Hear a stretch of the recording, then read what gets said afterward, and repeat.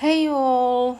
Well, I know it's summer, but I am so ready for Halloween, so I'm gonna post few of my Halloween crafts, and today I'm gonna show you how I made a cute Halloween tea tray garland. So I started up with some bed wooden cutout and I painted it white on both sides and let it dry between two layers because I painted it twice. Any wooden cutout you can get from this Southern Girl can. So Amber is your girl for wooden cutouts. Next was my styrofoam balls. I painted them twice as well with white paint, and then it was time to decoupage them. So I had this napkin and I just cut up a small piece and then I tear it up in few places and I glued it on my styrofoam ball. So technically I am making my own beads for my garland. I don't think I will be able to find such a napkin again anywhere online. So you can use any kind of napkin you want, but I liked this kind of marble, I would say, look on the napkin. So I glued it on my styrofoam balls, let them dry, and the rest of my napkin I just glued on my bed as well on each side of the bed. Of course, let it dry, and I then sand off the excess of my napkin.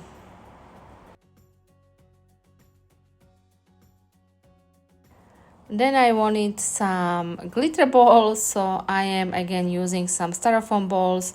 I'm painting them with gray paint. I didn't let this paint, of course, dry because I applied some black glitter on it and then I let the whole thing dry and I sealed my glitter balls with spray varnish.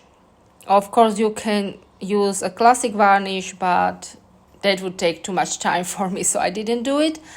The next step was my trusted glitter decoupage glue. I applied it on my bed and of course also on my styrofoam balls.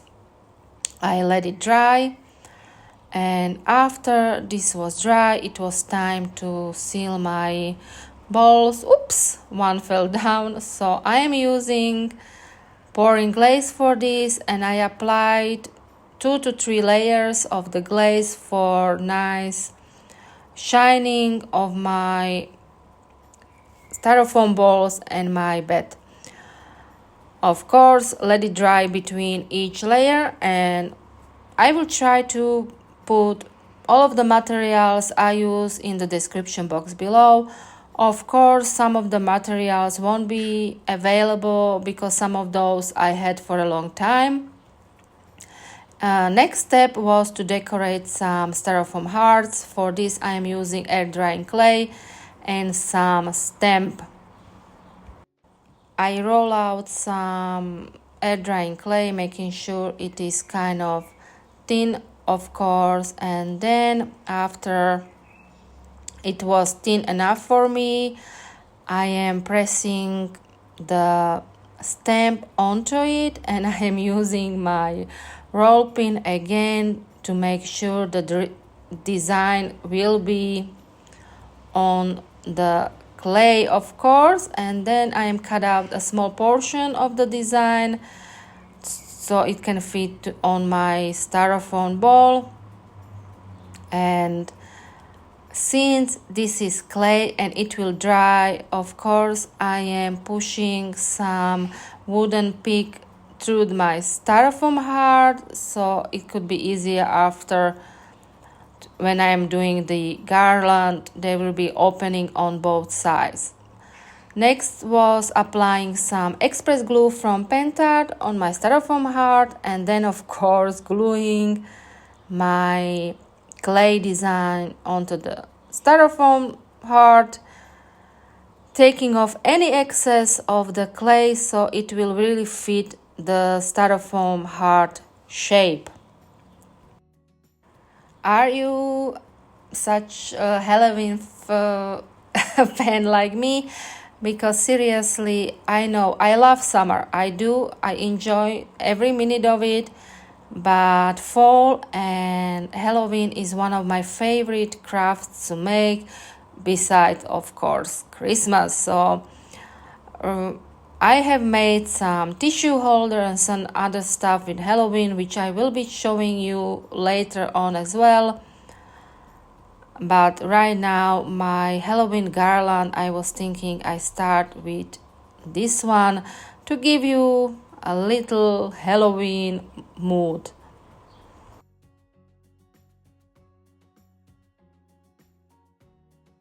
After everything is glued, let your design dry.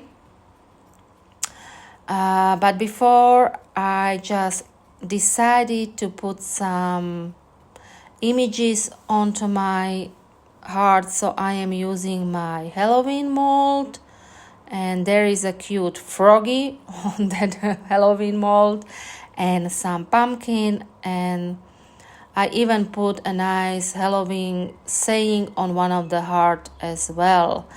So after everything was dry, it was time to paint the design, and since the napkin is black and white and gray, I am painting my hearts in black paint, and I am wiping off any excess of the paint, and this will give my hearts a nice rustic look, which I am going for in this design. So I am wiping it off with, as I was saying, with wet towel until I like the outcome, and after everything was dry, it was time to seal it. So I am using matte varnish for this, but of course you can use glossy one as well. And yes, the varnish is water-based, so let the thing dry. When it's dry, it is time to make our tassel. And since I do have this I was thinking what I wanted to say. Since I have this kind of interesting wool, I am wrapping it on some styrofoam board, or it was a canvas board. I think it was a canvas board, sorry, a couple of times, and then I am cutting it on one side, making sure then both sides are even, and then I am putting it all together with some more wool. And after my tassel is technically put together, it was time to apply my beads to the garland.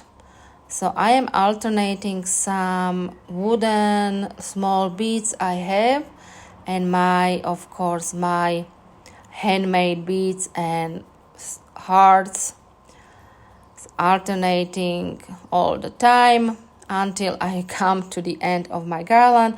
I usually, as you can see, I put my beads the way I wanted them to go, so I don't make a mistake in between. But of course I make mistakes all the time. I forget some small beads or such, so at that time I just start over and do it again. And on the other side of my garland, I am just putting my bed, of course, as well. So on one side there will be a tassel, on other side there will be my bed. Then I am making sure my tassel is the same side, so I am cutting off any excess to it. And well, we are at the end of my video, so here it is, finish my Halloween garland. If you liked it, please do subscribe to my channel. Please do give me a thumbs up or a nice comment. Until next time, bye!